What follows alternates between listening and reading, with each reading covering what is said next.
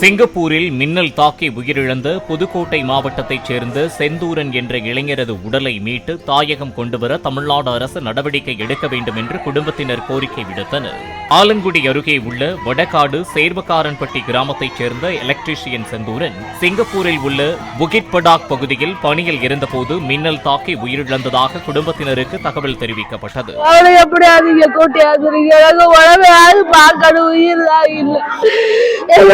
பாக்கணும் சொல்றாங்க. ஆபரேஷன் பண்ணிட்டு 20 நாள் தான் ஆகுது. நாங்க பாக்கணும், அவனை பாக்கணும். பிளே ஸ்டோர் மற்றும் ஆப் ஸ்டோரில் இருந்து பாலிமர் செயலியை QR கோடு மூலம் பதிவிறக்கம் செய்யுங்கள். செய்திகளை உடனுக்குடன் பெறுங்கள்.